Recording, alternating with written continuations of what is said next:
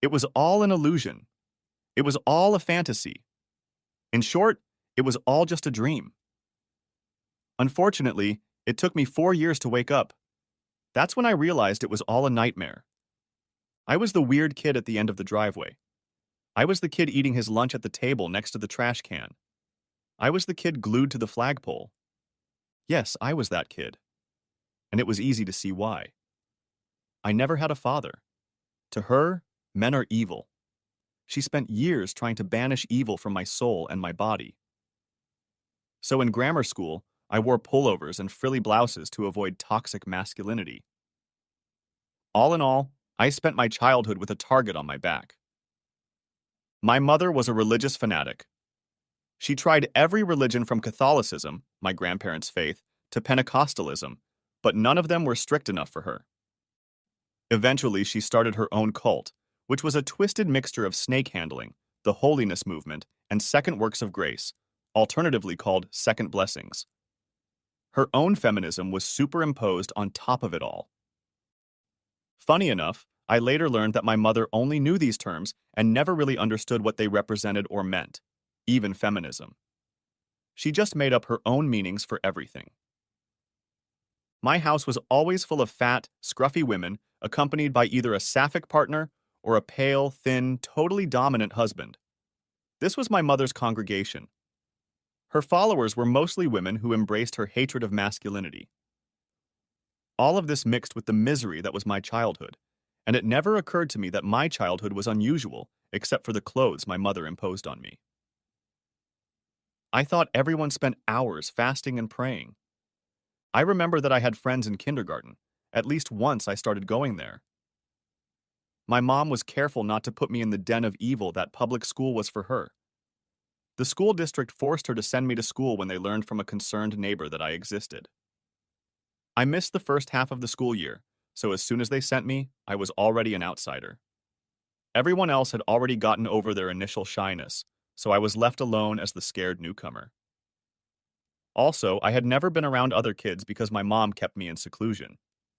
I never had playmates other than the ones I made up in my head, and they were nothing like those kindergarten kids. But over time, my classmates reached out to me, and I learned the joy of socializing. This continued all the way through kindergarten, although our school hours were different from other classes. We came in later and left earlier, and playground time was spent separate from the older kids, so we were shielded from them. That ended on the first day of first grade. As soon as the big kids saw me, the endless taunting began. There was no end to it, and it cemented my existence as an outcast. The problem was my mother's attempts to save me from the ills of masculinity. She styled my hair, which she refused to cut, into curls that would have made Shirley Temple proud. And although she didn't dress me in dresses, my clothes were all the most feminine things she could find. She never bought me jeans. I wore capri pants or pedal pants instead. I remember thinking that all pants had a zipper on the side. My shirts were girly blouses, all in pink and pastel colors. And my underwear? Let's just say I was well into high school before the question of boxers or briefs came up. The school realized it wasn't the best look for me and asked social services to look into my case. Mrs. Ormark was my social worker. She was also a deacon at my mother's church.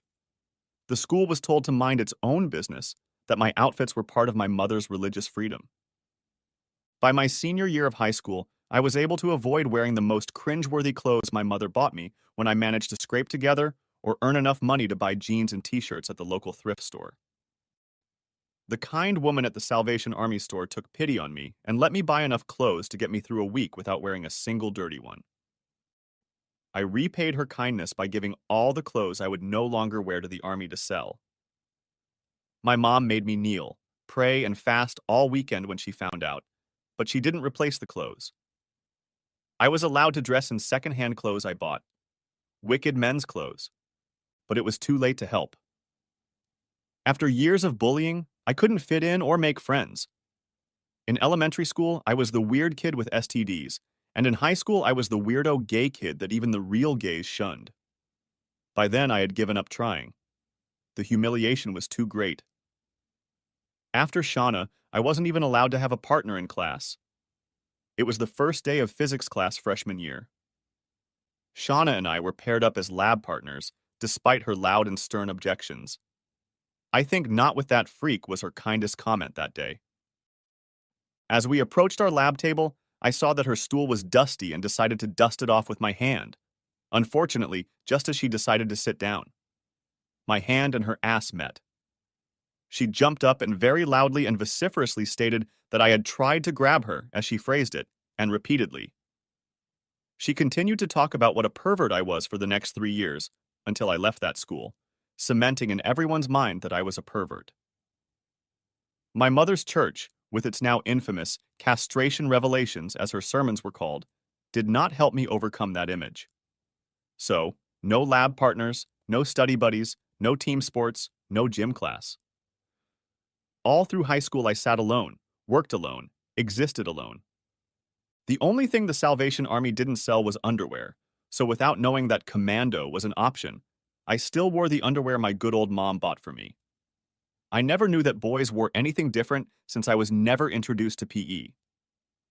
In high school, I never even saw the inside of a locker room. Deprived at home of that ungodly instrument of Satan, the television, I never even saw a Hanes underwear commercial. Unfortunately, the one pair of jeans I bought was a few inches too big in the waist. I pulled them up with a belt, but they were still baggy and loose. Once, when my textbooks were knocked out of my hands, this happened almost hourly, and I squatted down to retrieve them. Timmy Shaw, one of my biggest bullies, noticed the purple underwear peeking out from under my jeans. He cheerfully pointed it out to the older boys. I was surrounded by laughing classmates who pointed at me, pulled out their cell phones, and yelled for their friends to come watch. Toward the end of junior high, things got better. Mrs. Ormark, my social worker, was sent to jail. I noticed that for a few weeks the husbands of my mother's other students seemed very nervous and tired. I don't think any of them slept soundly. Anyway, Mrs. Ormark was replaced by Mr. Jameson. After reviewing my file and talking to the school counselor, he insisted on weekly meetings. It took a few weeks, but eventually he got me to talk about my life, my mother, and my loneliness. I think he was horrified. He remarked that it was a good thing Mrs. Ormark had already been institutionalized because her treatment of me was criminal.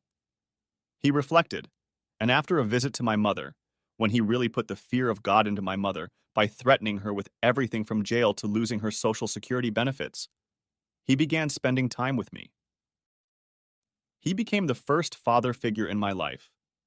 He also introduced me to his brother, who was an attorney. The brothers eventually organized me to sue social services for the abuse I suffered as a child. My case was based on the fact that their representative successfully blocked all attempts by the school to end my suffering. I won the case for a large sum of 6 figures. Mr. Jameson's brother represented me pro bono, so except for expenses, the entire amount was mine. It also instilled in me a love of the law, courtrooms, and the entire court system. This transaction allowed me to apply for emancipated minor status. I was free. Mr. Jameson found me an apartment in his building and taught me everything I needed to know. I had cleaned and cooked for my mother all my life, so I could easily handle those duties, but he helped me open a bank account and get into financial investments by bringing in a licensed counselor. He taught me how to drive and helped me find my first car. We went shopping, and I now had a whole new closet. Contact lenses and braces eventually got rid of my crooked teeth and heavy glasses. But the first thing I decided to do after emancipation was to get a haircut. Mr. Jameson took me straight from the courtroom to the barber shop. I cried as I watched my curls fall to the floor. The barber held up his hands and stepped back, asking if he had hurt me. "No," I sobbed. "I'm so happy. I'm so happy." After years of long hair, my short hair was sticking out in all directions. We went to the drugstore and bought hair gel and a hairdryer. Mr. Jameson showed me how much gel to use and how to shape my hair with the hairdryer. I didn't recognize the boy, no, the man who was looking at me from the mirror. I think I straightened up, maybe for the first time in my life. Mr. Jameson took me to sporting events, introduced me to running and the gym. He enrolled me in a karate class, telling me that a man should know how to defend himself. And besides, I needed something to get me out from under the TV in the evenings, which I was quickly addicted to. It showed me a whole new world, a world where people could be happy. He also took me to the Catholic Church. He told me that I had a twisted view of God, religion, and our relationship to them. He signed up with me for CCD, Confraternity of Christian Doctrine, religion classes for the Church of Rome. Classes. He didn't need those classes, but he wanted to be there to help me understand, to provide context and explanations that my upbringing might not have provided. Or more likely, that my childhood would make it difficult for me to understand. Gradually, I was struck by how loving and gentle Mr. Jameson's religion was. It was so different from my mother's hateful sayings. He also taught me how to ride a bicycle. That was another joy my mother had deprived me of. All in all, the second half of senior year gave me the childhood I never had. It was a time when I was learning to be a man. Mr. Jameson, or Will as he eventually insisted I call him, was a real catch. It wasn't all fun and games.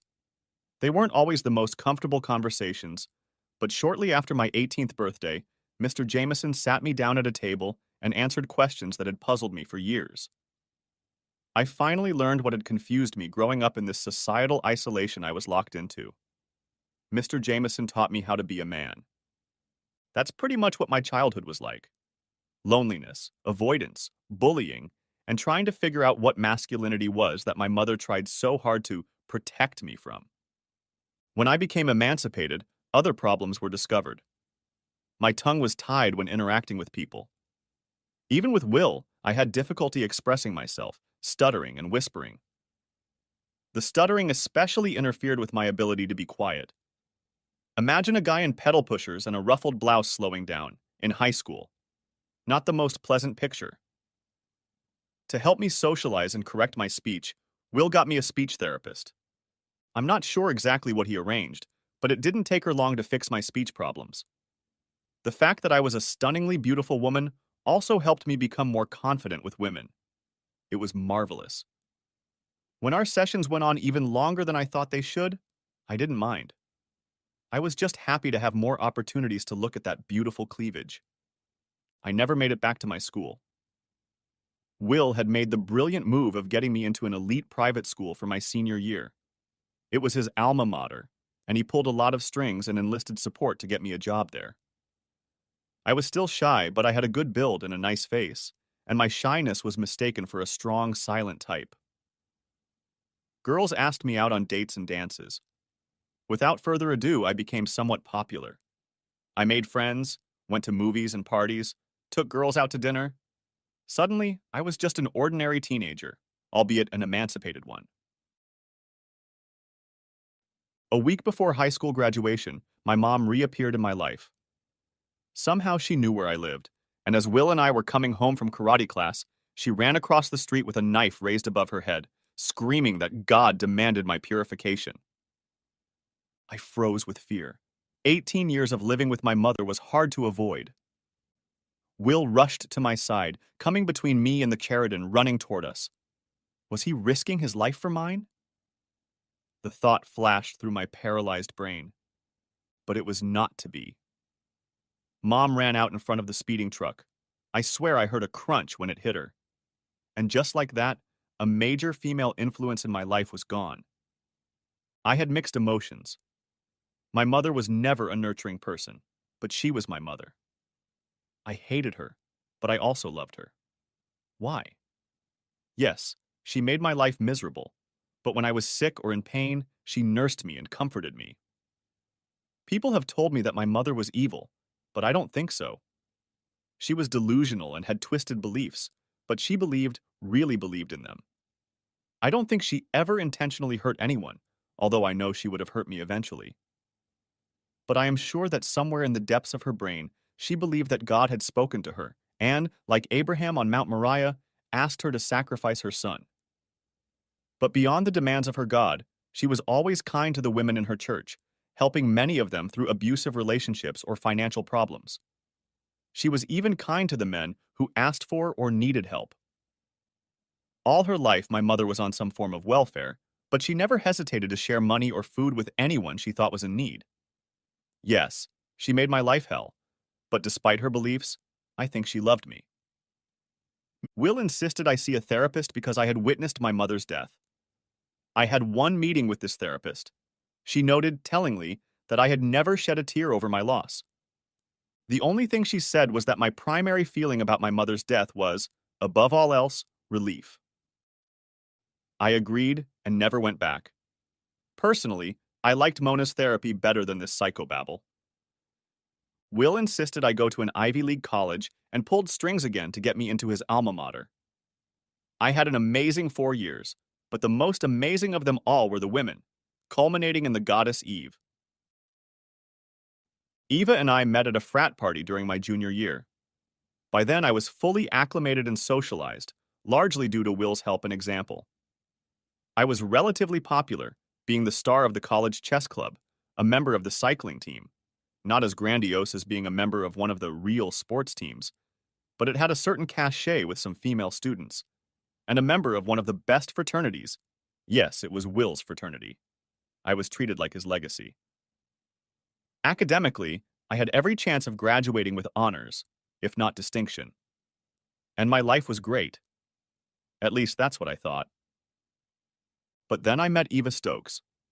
She was a year behind me and had joined the chess club in junior high. She was an honest but uninspiring player. Gradually, when we started dating, she confessed that she joined the club for the sole purpose of meeting me. Flattering, to say the least. But by the time of this confession, we were already exclusive. When I realized I couldn't fully meet her needs, we had a conversation about sharing, instigated by me. I was afraid I would lose her to her frustrations, that her attraction would lead her to infidelity. Matt, she raised her head and stared at me with panic in her eyes. Are you saying you're going to split me up? Or are you breaking up with me? She grabbed my hands. I was surprised by her question. It wasn't until I heard the words come out of my mouth that I realized they were somewhat ambiguous. No, I shook my head. I don't want either of those things. I don't think I could share you. The thought of being with someone else torments me. Just thinking about it makes me so angry I could punch a hole in the wall with annoyance. And I don't want to break up with you either. I know we haven't said it yet, but here I hesitated before taking that step. I love you. I want to marry you. Eva's eyes lit up, and she started to reach for me. I stopped her. I know you often get frustrated with my inability to keep up with you. I continued. More than anything, I want you to be happy, and I want to avoid any more pain than the pain I would cause by losing you now. But if you don't think monogamy is right for you, then we should break up right now. I don't think my heart can take it later. Tears ran down her face. Please don't leave me. You're all I've ever wanted. You are more than enough for me, and if I need more, I have Ernie. I want to marry you too. That's my greatest wish. It's all I ever think about. I'm yours and yours alone forever. She pulled me to her, resting her face against my chest. Eventually, we both ended up in bed. Later, she asked if my proposal was accompanied by a ring. I wondered if stating that I wanted to marry her was a proposal, and decided that even if it wasn't, I wanted it to be. We went ring shopping the next day and got married the week after I graduated. We went on our honeymoon and were desperately in love. She even left Ernie at home, a rarity I didn't know about yet. Our honeymoon was interrupted when Will suddenly became ill. Howard contacted me and advised me not to delay coming home. We rushed, even chartering a private jet, but we arrived only a few hours late. Will had passed away. Unlike my mom, I shed a flood of tears for Will. He changed my life and was the source of everything good and joyful in my life. To this day, I still miss him. He truly was my father, in every sense of the word. As a social worker, Will was not a rich man. He had a home inherited from his parents, which he co-owned with his brother Howard. He also had a well-filled 401k. His brother informed me that Will had named me as his sole heir. I tried to give Howard my share of the house, saying it should go to him since it was inherited from his parents. He refused my offer, saying that Will considered me his son, and he, Howard, his nephew. We were a family, and he hoped I would live in the family home. Eva and I moved into the house as soon as Will's trust was executed on me. After the bar exam, I took Eva on a month-long vacation to replace the honeymoon we missed. I rented a fancy schooner and we traveled around the South Pacific for a month. It was gorgeous. We made love under the southern sky on secluded beaches and on the deck of the schooner anchored while the crew slept. Ernie accompanied us on this trip, as he did on all trips after our first honeymoon. Eva needed to get her needs met, she explained. The crew was first alarmed and then amused by the sounds coming from our cabin while I was on deck. I thought, as long as Eva was happy, I wouldn't worry. And she was happy. We were both happy. We came back tanned, fit, and surprisingly in love. Eva got a job teaching at a community college. She had a choice between an elite private high school or a junior college. The high school paid more, but Eva explained that she thought she could get further in college. Besides, she saw herself as a college professor rather than a high school teacher. She planned to pursue a doctorate in philosophy. I paid off all of her student loans as well as her graduate school expenses. I could easily support her until she got her PhD. I went to work for Will's brother's firm, Jameson, Atkins, and Fisher. They practiced both commercial and criminal law. Ed Fisher did mostly criminal cases, and Howard, along with Terrence Atkins, focused on the commercial side. They were not a large firm but were well respected. It was a good option, and I served as Ed's assistant for another 12 weeks, which I had to wait for the results of the college exam. Legally, I couldn't work as an attorney, but Ed felt comfortable with me working in the background on his cases. I really wanted the full Perry Mason experience and was disappointed that we were not representing murderers at the time. Most of our cases were simple assaults, road rage, domestic fights, or common crimes, burglaries, shoplifting, or car thefts. Even more frustrating was how often they were resolved by plea bargaining. It was several months before I saw the inside of a courtroom. Ed explained that in most cases, two factors were decisive: the likelihood that the client would be proven guilty and/or could the client afford to fight in court. Even those cases that the court has required us to take on pro bono have usually settled. You have to understand, most of our clients are guilty.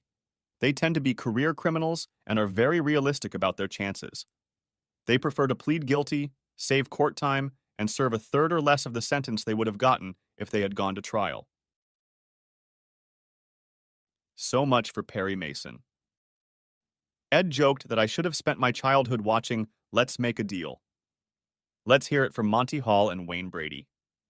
At the time, this joke passed my consciousness. Eve explained it to me later. While law was turning into a frustration, Eva started teaching and was in love with it. She came home every day happy that the students seemed to appreciate her lectures. When I asked who appreciated it more, men or women, she looked at me strangely and asked why it mattered. When I said that they probably appreciated her face and figure more, she got angry and wouldn't let me touch her. It was our first fight and the first time I slept on the couch. The next day, I managed to convince her that I was joking and in no way meant to belittle her teaching skills or lectures. I realized how serious she was about teaching and how much the respect she felt she owed her meant. After that, I approached conversations about her career cautiously. Ernie made more and more frequent appearances in our bedroom. Eva usually got home much earlier than I did, and often when we went to bed, I could tell that Ernie had been at her place the day before. I figured it was Ernie. Eva had never given me any reason to suspect her of infidelity. When the results of the bar exam finally came out, I passed. Not only did I pass, but I was in the 90th percentile, scoring 320 on the USC. Howard, Ed, and Terry were thrilled. I was now a full-fledged employee of the firm. Even though I had become one of the 20, I was still beyond happy. Everyone was congratulating me on my high score, or so it seemed to me. It took me a while to realize that I had lost someone I considered a good friend. Robert Garcia and I often had lunch together and got the same cases. Outside of work, Gloria and Eva became good friends, and the four of us often went out together. We were a good team, I thought, especially for someone who hadn't yet passed the bar exam. Bobby had graduated from law school the year before me, and although we both took the exam in July, it was the first time I had taken it and the third time Bobby had taken it. This time he passed after 2 failures. But even now he had only scored 265, which was only 5 points above the required 260. He came into the office, happy to have passed the exam, but seemed to grow sad when another assistant told him my score. Suddenly, Bobby had other lunch plans, and Gloria had other friends she needed to reacquaint herself with. Eva felt the rejection as much as I did and demanded to know what I had done to our friends. At that point, I didn't know, and when I approached Bobby, he first assured me that it was no big deal, and then added sullenly, "Jesus, do we really have to kiss your ass all the time?" He walked away, leaving me shocked and offended by his statement. Then another coworker who overheard the conversation told me how badly he reacted to my success. "He's just jealous, man. Not only did you pass the exam the first time, but you beat all of our scores. You're a star." When I told Eva what was going on, she couldn't believe it. She didn't believe that Gloria would leave her just because her husband was jealous. For the next few months, she refused to read the writing on the wall, sending Gloria invitation after invitation, but finally gave in. Her heart was broken. Eva was originally from the north and didn't know anyone in my hometown. Gloria became her main thumper and friend. They both worked in education, with Gloria teaching at a Christian high school. My wife was heartbroken and could not settle down. We eventually found common ground with people at the community college, but she didn't want to socialize with anyone from the law firm. I started going to lunches by myself. It reminded me of middle school. I felt isolated, and ironically, it made me isolate myself even more. And one day I came into the office and found other employees looking at me and giggling. It went on like that for a week. Then, underwear started showing up on my desk. I didn't know what to do. My tongue began to slip when I made presentations in front of giggling coworkers. Ava laughed at me when I started stuttering at home, and when she saw my face, she hugged me and asked me what was wrong. I told her what was going on at work, but she said they were all jealous of me and I should ignore them. As the days went by and my verbalizations were failing more and more, Ava lost her patience and told me to get a grip. It was the second night I slept on the couch. The next morning she apologized to me but said, "Really, Huck, this is a problem only you can solve. Just get out of your head and things will get better."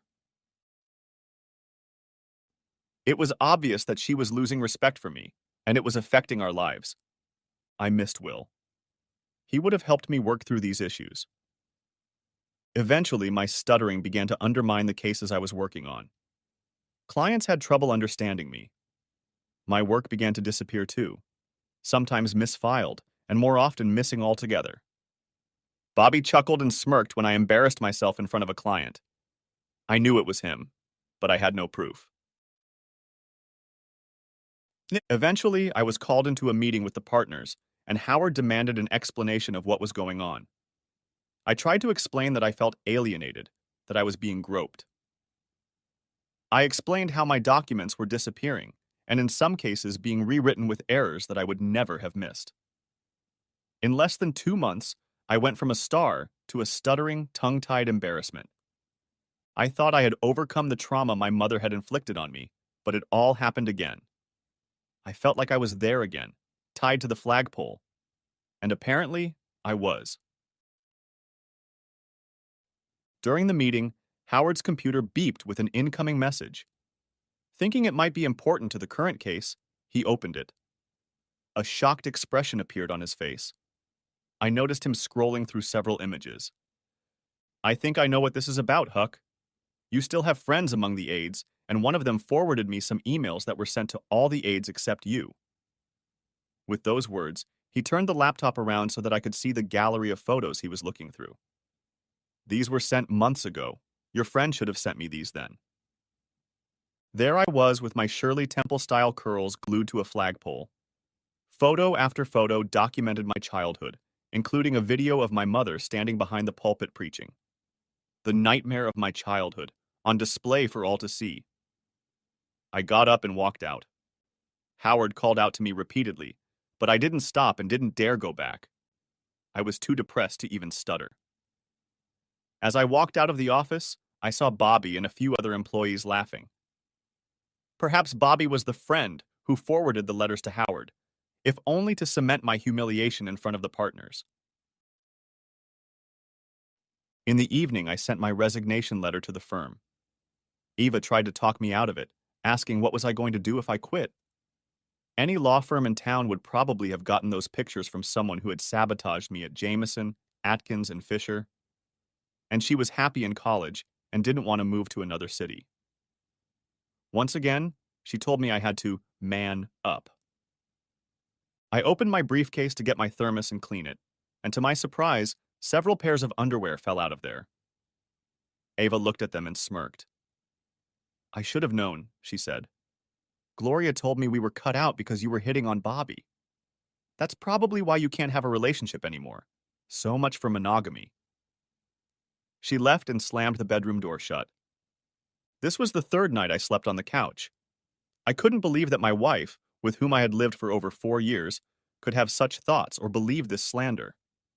I felt alone, even more alone than I had felt as a child. Without Ava, I was lost. My life had seemed perfect, but now it seemed an illusion. In the morning, I woke up to Eva saying, I can't bear the disappointment you're putting me through. She pulled on her coat and gloves. I agreed to be monogamous, but you don't seem to want that.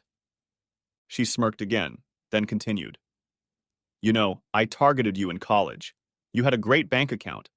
No family to interfere, no trust fund to block me.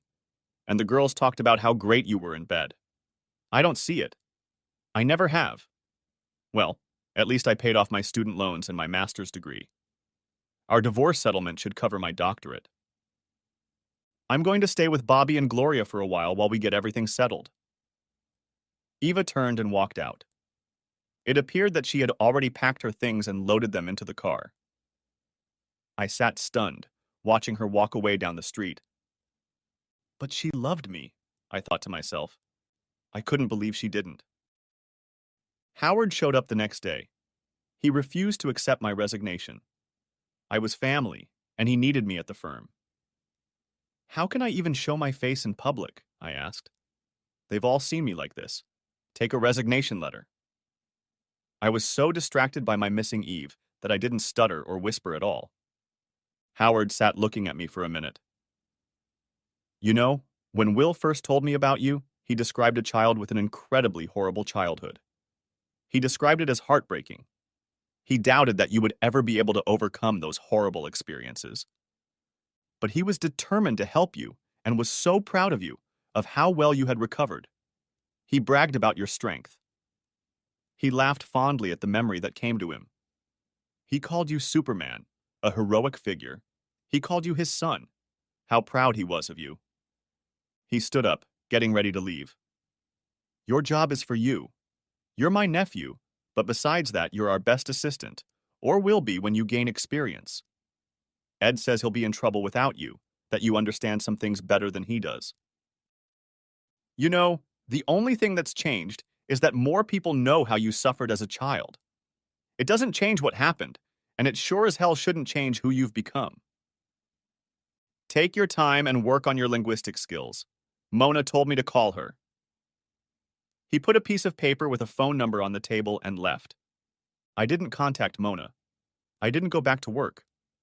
For 3 days, I sat in misery, waiting for Ava to return. Phone calls and emails went unanswered, not only to Ava, but also to Gloria and Bobby. I was alone. Finally, on the third evening after she left, I drove to Bobby's house. I was determined to meet my wife face to face. The lights were on in the house, but no one answered my knock. Someone had to be home. I headed into the side yard. Bobby and Gloria's house stood on a hill, with a view of the valley from the back deck and pool. It afforded them the privacy most of us were denied. As I opened the back gate, I heard sounds. I pulled out my phone and peeked around the corner. There on the deck, Eva, Gloria, and Bobby together. His new roar alarmed the ladies, who looked up to see me delivering a few more kicks to my lying lover. "Don't touch him!" exclaimed Ava, as both she and Gloria moved to stand between us. "What the hell?" I demanded. "You're my wife. What happened to monogamy?" She smirked. "You gave it up when you came out as gay. Besides, I lied." Eva bestowed a sly smile on me. "I got a job at the college because my friend Ernie is a coach there. We've been having fun even before we got married." "I am not gay. That's just a lie, Bobby." I wasn't sure why exactly the thought of being gay upset me in Eve's tirade. I suddenly realized that I didn't care anymore. I turned off the phone I was holding in my hand. "You know what? They can take you away." "I'm filing for divorce tomorrow, and I think Uncle Howard might have something to say about Bobby's employment after I file for adultery, naming those two as co-defendants. And Ernie too, if I find any evidence against him." I looked at my former friend's wife. "And Gloria works at the church. They might find this video disturbing too."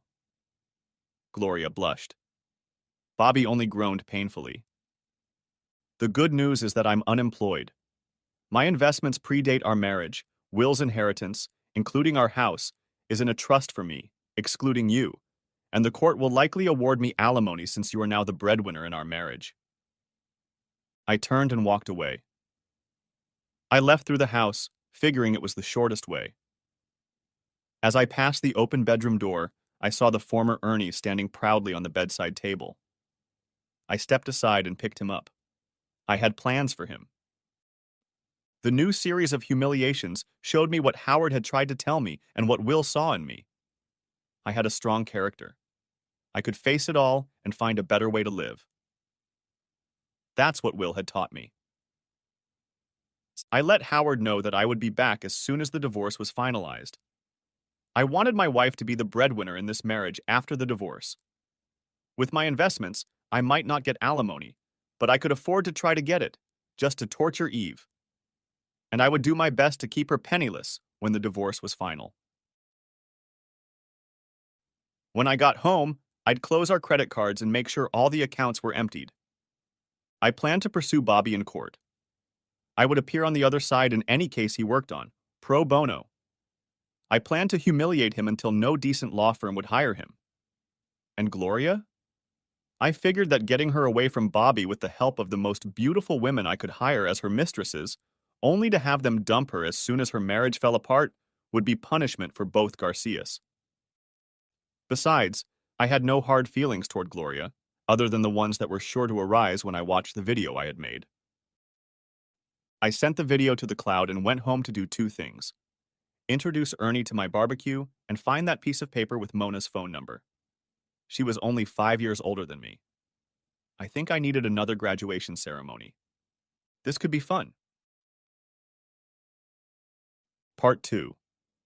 The door was opened by the most beautiful and gentle girl Habakkuk had ever seen. She looked at him with an expression of intense concentration. "May I help you, sir?" the little lady asked formally. Huck knelt down in front of her, bringing their eyes together. "Perhaps," Huck began. "Are you mistress of the house?" The girl threw him the look that all little girls seem to master. "Are you crazy, mister?" And then turned and shouted into the house, "Mama, there's some man at the door." When Habakkuk stood up, the adult version of the little lady opened the door fully. "Can I help you?" she asked suspiciously. "Are you Meredith Larkin?" Huck asked, holding out his business card to the woman. Glancing at the card, the woman's eyes widened in panic. The words attorney seemed to catch her eye. She hesitantly answered in the affirmative. "What does that mean?" she asked with trepidation. Habakkuk sensed the fear that gripped the woman and tried his best to reassure her. "I am not here to add to your problems," he told her. "In fact, I hope you'll let me help you." He gave her his brightest smile. "What do you mean?" she asked cautiously. "As you can see from my business card, I'm an attorney. You are being sued by your former neighbor and tenant for wrongful possession of your property. I would like to represent you in this case." Shaking his head and beginning to close the door, Huck added, "At no charge, of course." The closing door paused, then opened again. "Why? Why are you doing this?" Smiling, he replied, "A fair question, but a long answer. Perhaps we could sit down and discuss it in the house or here on the porch." Still incredulous, Meredith agreed to sit on the porch, not hesitating to offer Huck coffee, which he accepted. As soon as she returned with the drinks, Huck began his story. The lead attorney on the plaintiff's side is a former friend named Robert Garcia. I've vowed to destroy him in court in all cases in which he appears or is associated with. That's pretty much it. Why? Again, why would you do that? What has he done to you? Meredith wondered how honest a vindictive man could be. Habakkuk was silent for a moment. Then he said, "I understand your suspicions, and I can tell you'll be asking why, until I tell the whole story." He sipped his coffee. "Did you grow up in these parts?" he asked. When she said yes, he inquired, "Have you ever heard of Rita Mason? About the feminist church?" Meredith's face lit up with recognition. "Castration revelations?" She laughed. "Oh, God, I remembered that. That woman was crazy." Huck looked down. "She was my mother." Meredith's face lowered. "Oh, God, I'm so sorry." Huck muttered that she wasn't as sorry as he was. "But wait," she asked. "Your card says your last name is Jameson, not Mason." "I took the last name of the man who helped me get out of the hell my mother raised me in. He was my social worker." Huck began his story by recounting the steps his mother took to save him from toxic masculinity, how she thought he was the spawn of Satan. "Your own mother," whispered Meredith sympathetically. "What a horror." Huck had led her through his life. The humiliations of childhood, the salvation Mr. Jameson had provided, the emancipated minor, college, Eve and his marriage. He didn't go on about the plastic and real Ernie, it was too much for a stranger. Law school while Eve was getting her master's degree. Bobby's jealousy and the destruction of his marriage. "And she never loved you," Meredith muttered thoughtfully. "So," Huck summarized, "I've tried to rise above it. I'm not a violent man, but I can't be attacked and left to my own devices. So I'm going up against Bobby in court, offering him the humiliation that bothers him the most. So far, he hasn't shown up in the courtroom, but when I find out he's involved in a case, I do whatever I can to help the other side. I haven't always won, but that's because I mostly stand on the sidelines. Lawyers don't like it when I get involved, even if it's to help." He shrugged. "But this time he's going to trial, and I heard you haven't hired a lawyer yet. Why?" He looked at the woman and saw sadness settle on her face. "The money. Why else?" She took the napkin she'd brought along with her coffee and blotted her eyes. "When my husband died, we had more debt than savings, and working 2 jobs, I only make enough to keep from paying bills. I can't afford a lawyer." Here the woman broke down and openly sobbed, the frustration of the last year overwhelming her. The little girl who had been eavesdropping through the window opened the door and threw herself into her mother's arms, hugging her tightly. Habakkuk silently vowed to save this woman and child, no matter the cost. Next chapter. The divorce had been finalized within the last month. Habakkuk delayed his revenge until after the divorce and financial decisions were made. As he had anticipated, because of his trust and investments, the court denied him spousal support, even though he was unemployed and his wife was still working. But the tape of his wife grinningly telling him how she targeted him in college for his money made him pay for her education, including student loans, and planned to fund her doctoral dissertation convinced the judge that what they entered the marriage with was what they should get out of it. His investment remained his. Eva was left penniless, as she had been in college, though she retained her school district pension. Huck had no claim on her income and benefits. On the other hand, she had no claim on his house, so she continued to live with the Garcias. The only retaliation he initiated was against his old buddy Bobby. Robert Garcia was immediately fired from Jameson, Atkins, and Fisher once it was discovered that he was the source of the emails revealing Huck and his childhood traumas. He was eventually hired as a junior associate at the ambulance-chasing firm of Stiller and Myers. Huck, still formally unemployed, though he had helped Ed Fisher on some criminal cases, behind the scenes and without pay, offered his services on a pro bono basis to the companies Stiller and Myers was suing if Bobby was assigned to the case.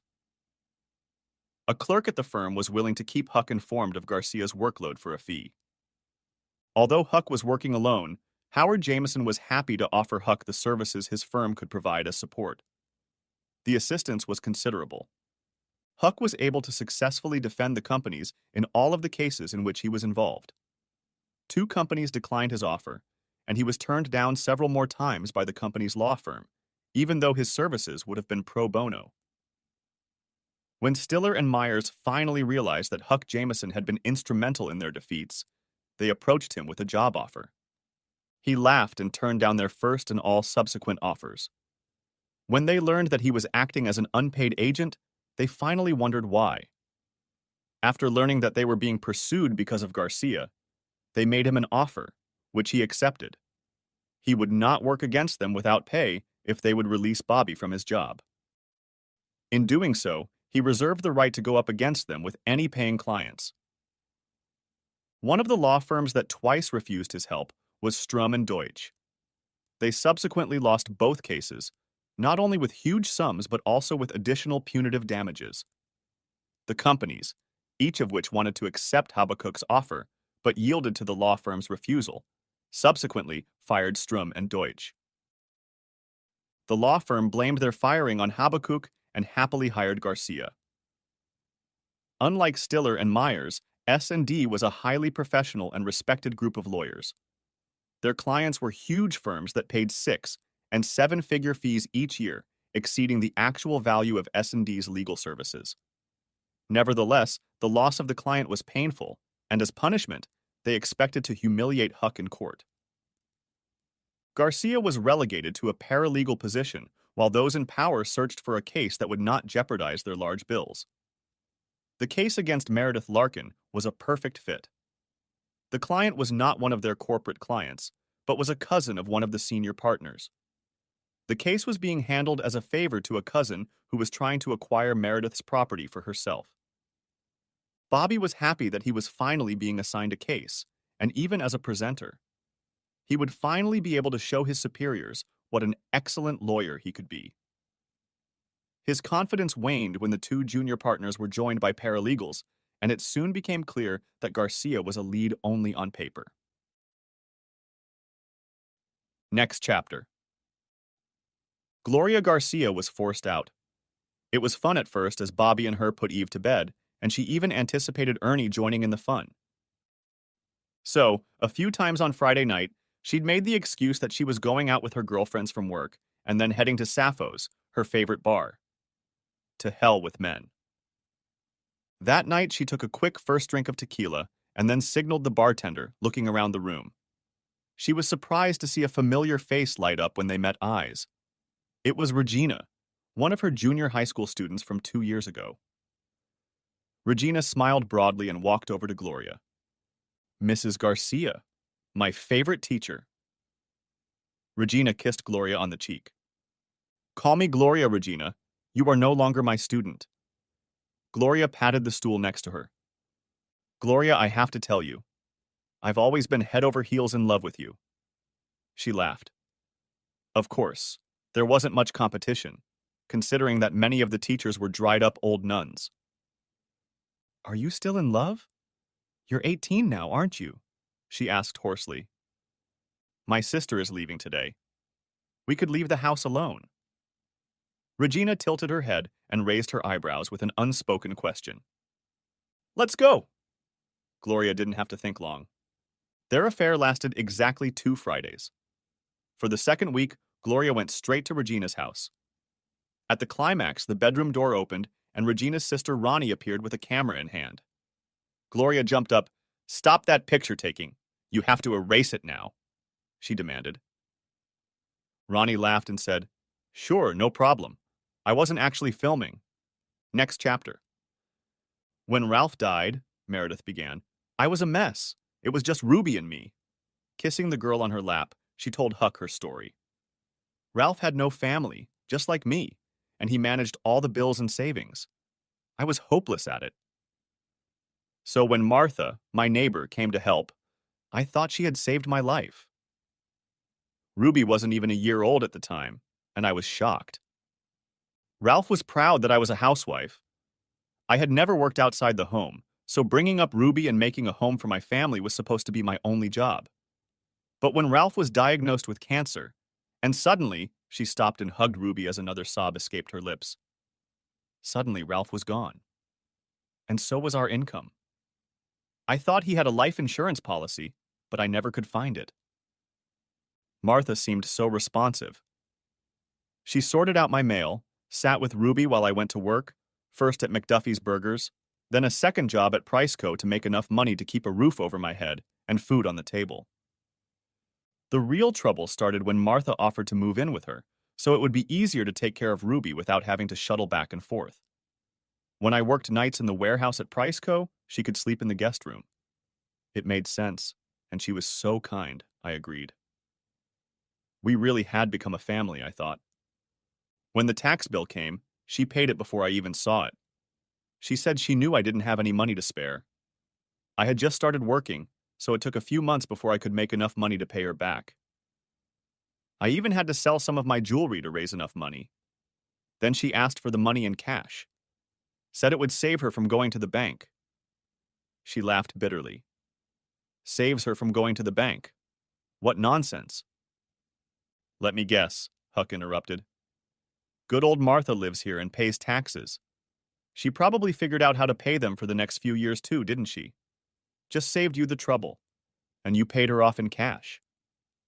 Meredith nodded sadly. The lawyer looked at Ruby. You're a big girl now, aren't you, sweetheart? Let me guess. You're probably 5, aren't you? The girl smiled proudly and nodded. 5 years old. Martha claims ownership by title, doesn't she? She lived here and paid taxes for 5 years, and you never objected. He shook his head. I never had a chance to object. I was at work all day and she was getting the mail. The first time I heard about taxes was when Martha asked me to reimburse her. She wiped her eyes. I thought we were family. She's been so helpful to me. I didn't realize she moved in with me because she was renting the apartment next door. She moved in to save money on rent, but I was grateful to her for helping Ruby so much. It was a fair exchange. In California, there's a 5-year time limit before you can claim adverse possession. Martha obviously knew that and chose you. The difficulty will be proving that you paid her back taxes. It's undeniable that she's lived here all these 5 years, and I'm sure she has receipts to prove the taxes were paid. She nodded. He continued. And she's arranged it so you have no way to show that you paid her. Cash doesn't usually leave a trail. Hopefully she made a mistake and transferred your money to her account. If we can subpoena her bank records, we'll have a case. It's going to be hard without it. Meredith snorted. I don't know what I'm going to do.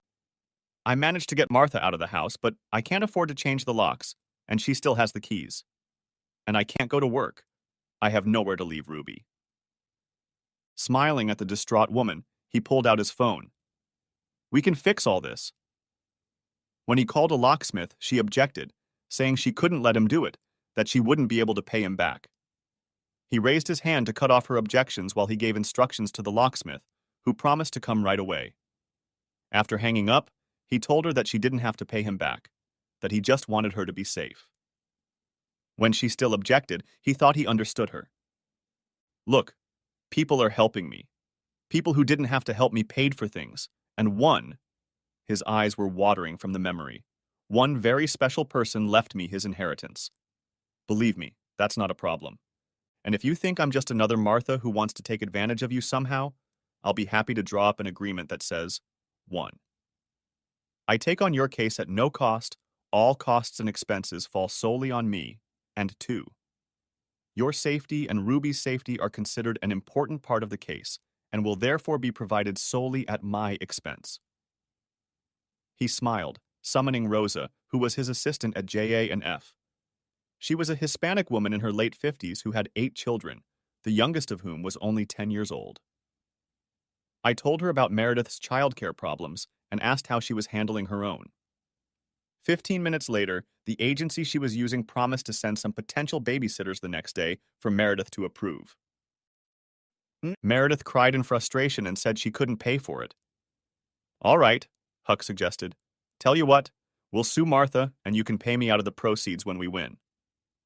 And if we don't win? She asked. That's my concern, not yours.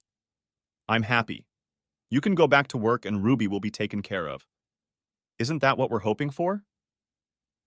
The argument was ended by the arrival of a locksmith. 2 hours later, all the locks were changed and Huck left with the locksmith, promising to return for a childcare interview. Eva and Ernie were left out of work as the school board was presented with photographs of their relationship, as well as Eva and Garcias' relationship.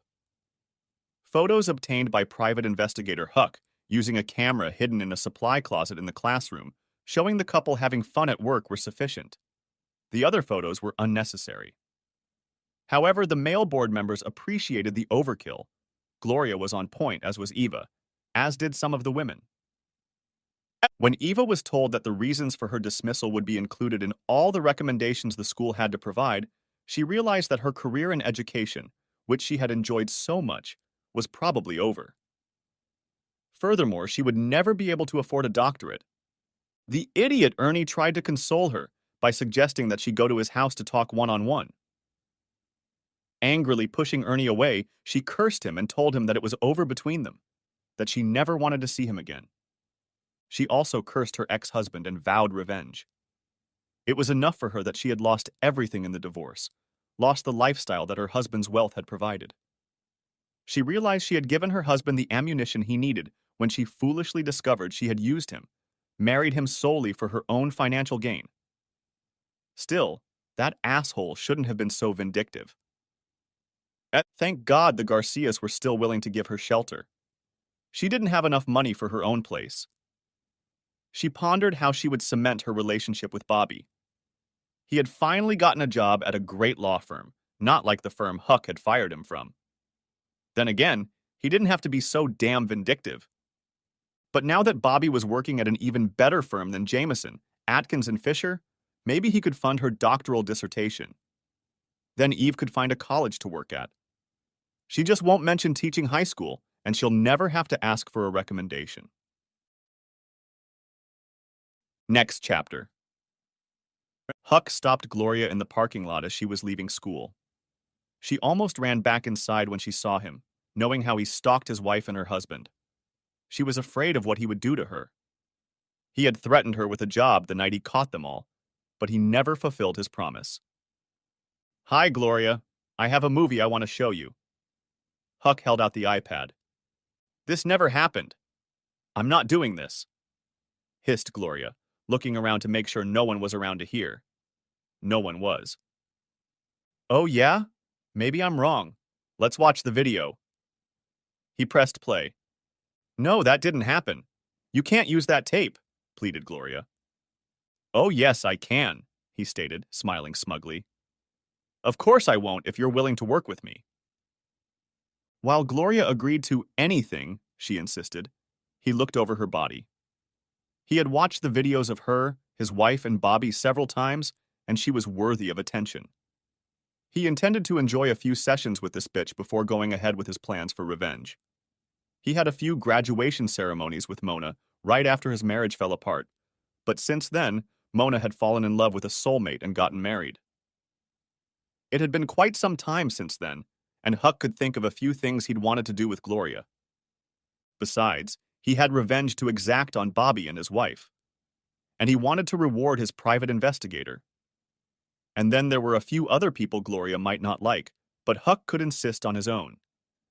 And then there were the sisters. Huck called Ronnie to tell her how well everything had worked out and to thank her and Regina again for their help.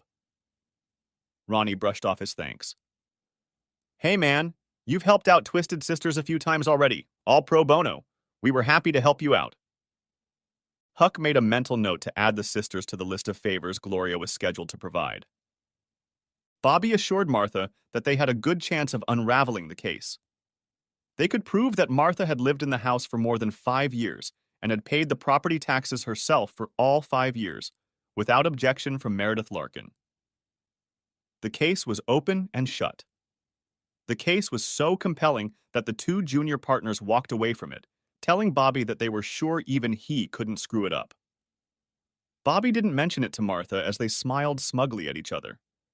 Discovery let Huck's forensic accountant examine her bank accounts, which clearly showed taxes paid, but there were no deposits restoring that money to Martha's accounts. Huck was stumped. The facts seemed to be lining up against Meredith. Huck believed her version of events, but didn't know how to prove the truth to the court. It was his private investigator who saved the day. He valued Huck's weekly gift of the Glorious Gloria so much that he spent time and money illegally bugging Robert's office and the apartment Martha had moved into. And so, under Bobby's pressure, Martha admitted that she had a secret investment account into which her tax refunds were deposited. Huck could access that secret account. It would also hurt Martha's case when the judge found out that she and her attorney had hidden the account.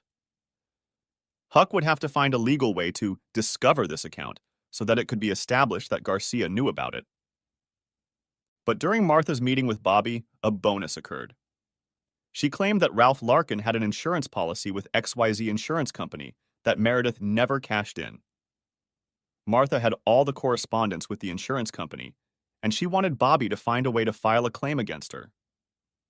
To her disappointment, Bobby couldn't come up with a single scenario where Martha could make a claim on her roommate's life insurance policy. But as Meredith's attorney, Huck contacted XYZ that same day and found out that Ralph had a $2 million policy that he had taken out before he was married. XYZ confirmed that the premiums were paid until 5 years ago, when the premiums began to be deducted from the cash value of the policy. They informed Huck that the cash value would be depleted before the end of the year, at which point the policy would terminate. But we've already informed Mr. Larkin of all this by correspondence. Why do you ask? Rapier Huck informed them that Ralph had died 5 years ago and that the account had been illegally withheld from his widow. When the representative objected, the attorney assured them that he did not suspect or accuse the insurance company of any wrongdoing. On the contrary, he was confident that they had acted honestly and that the illegal acts had been committed by a third party. However, he informed the representative that Meredith would be filing a claim based on her husband's death 5 years earlier. He then called Rosa and asked her to call several banks and investment companies to see if Martha had any accounts with them. On the list he sent to Rosa was the firm that Martha had told Bobby about. When Rosa revealed that Martha had accounts not only at that investment firm, but also at another bank, Huck was able to get a warrant to get documents on those accounts from an unsurprisingly pissed-off judge. When they presented the accounts to the judge, they found cash deposits there that matched the taxes paid. Huck also presented the judge with copies of all correspondence that the insurance company had sent to Meredith that she had never received. Convinced that Martha had handled all the mail, the judge issued a search warrant and instructed the police to conduct a search of Martha's apartment. They were able to uncover insurance correspondence that Martha had saved in the greedy hope that she would somehow be able to collect on the policy debt. They also discovered notices from the state indicating that Martha had filed a claim for title to the property and had concealed it from Meredith. The judge turned the evidence over to the district attorney, recommending that a fraud case be filed against Martha. When the court fined Martha for concealing information about her investment and bank accounts, Bobby argued that the accounts had simply been overlooked because Martha had assured Bobby that they were irrelevant to her case. Huck shook his head, realizing how stupid Bobby was. He then got Bobby to fully admit that he knew about the accounts, but again insisted that they were irrelevant. The judge didn't see it that way. He referred Bobby and his firm, Strum and Deutsch, to the bar. The judge noted that the firm's two junior partners were listed as associates in the case. The Bar Association eventually sanctioned the firm, but disbarred Robert Garcia for willful malfeasance. Next chapter. Before disbarment, Bobby was surprised by a divorce petition from his wife, citing adultery with Eva and Ernie as the reason. Her lawyer? Habakkuk Jameson. Although Garcia claimed there was no adultery, that he and Gloria had an open marriage, Huck countered that the marriage was open to participants and both partners were engaged. His private investigator, and Gloria's secret, albeit unwanted lover, with Gloria's permission, set up several cameras in their home that captured not only Ernie and Eva with Bobby without Gloria's involvement, but also conversations about Bobby replacing Gloria with Eva. Garcia's demeanor in the courtroom deteriorated during the trial, in which he insisted on representing himself. By the end of the trial, his arguments could be described as whining, which irritated the judge. This irritation manifested itself in his rulings. At the end of the trial, Huck was able to get Gloria 60% of their net worth, as well as the right to live in their home for the next 5 years, after which Gloria could buy out her husband or sell the house. Gloria would be entitled to 60% of any profits. During those 5 years, Bobby was still to be responsible for 50% of the house expenses, including the mortgage. If he couldn't make those payments, they would be deducted from his 40% ownership, including interest. Huck felt that his revenge on Robert Garcia had been accomplished, especially when the license revocation order was served the following week.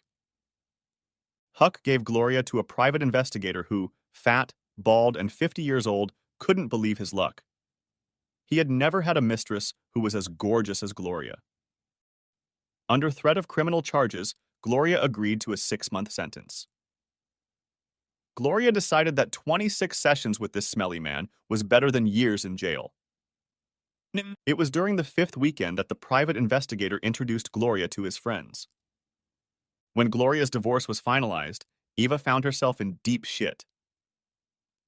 She began to roam the bed and breakfasts, staying with acquaintances who had dreamed of entertaining her for years, but soon tired of the bitchy bitch who was good fun but incredibly demanding outside the bedroom.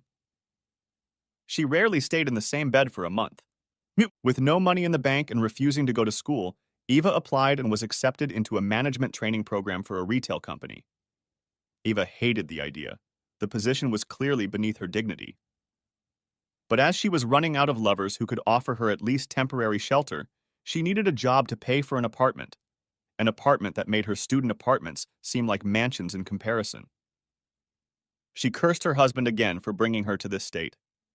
It was Huck's fault. It was, she told herself. As she drowned her sorrows in the cheapest whiskey the rundown bar had to offer, the seat next to her was suddenly taken by a large, bearded man. "What if I give you $250? Ready to lash out at the man for his impoliteness, she suddenly realized that $250 was more than her salary for 2 days' work. She sized up the man. How bad could it be? She smiled at the man. When Huck brought Meredith papers from XYZ for her to fill out, she collapsed on the couch and sobbed. Next chapter. Huck and Ruby rushed over to comfort her. Huck pulled her against him and comforted her, while Ruby and he told her that it was okay, that it was good. Gasping, Meredith sat on Huck's lap and was finally able to mumble, $2 million. $2 million. She wrapped her arms around Ruby and pulled them both against Huck's chest. I was so afraid. I had nothing. How could I take care of Ruby? We were so lost. She pressed herself against his chest again and sat in silence for a few moments. Then she wrapped her arms around Huck's neck and kissed him passionately. You are our hero, she whispered. A year later, Ruby became a bridesmaid and Rose became the matron of honor. Huck watched with pride as Meredith floated down the aisle in the arms of her uncle, Howard Jameson. He knew this was the woman who loved him.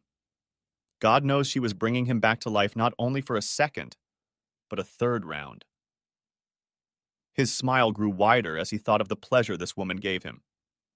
They had gotten married just in time. Soon it would be clear to everyone that Ruby would soon be a big sister.